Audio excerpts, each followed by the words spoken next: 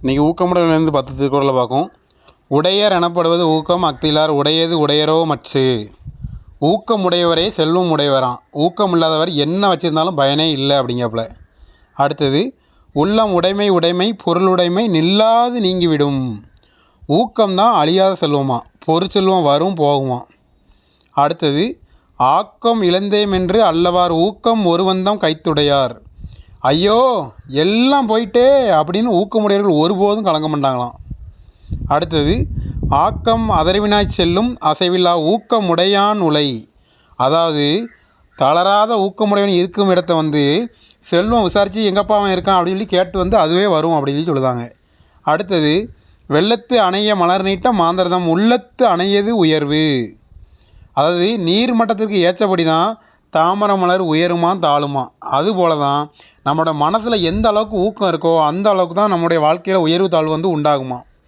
அடுத்தது, உள்ளுவதெல்லாம் உயர் உள்ளல் மற்றது தள்ளினும் தள்ளாமை நிறுத்து. உயர்ந்த நோக்கமே உள்ளத்தில் உதிக்க வேண்டுமா. அப்படி நம்ம நினச்சது கைவிட்டாலும் பரவாயில்லையா, அப்படி நினைக்கிறத என்றைக்குமே கைவிட்டக்கூடாதான். அடுத்தது, சிதைவிடத்து ஒல்கார் உறவோர் புதையம்பிர் பட்டுப்பாடொன்றும் களிறு. அதாவது உடலெல்லாம் அம்புகள் தைத்திருந்தாலும் யானை போர்க்களத்தில் உறுதியாக ஊன்றி நின்று எதிரியை அட்டாக் பண்ணுவான். அந்த போல் நமக்கு துன்பம் எவ்வளோ தான் வந்தாலும் நம்ம அதை நம்ம மனசை திடமாக நின்று போராடணும் அப்படிங்கிறது இந்த குறளை சொல்லுது. அடுத்தது, உள்ளம் இல்லாதவர் எய்தார் உலகத்து வள்ளியம் என்னும் செருக்கு. ஊக்கம் இல்லாதவர்களுக்கு வள்ளல் தன்மையால் பெறக்கூடிய பெருமிதம் உண்டாக வழி இல்லை.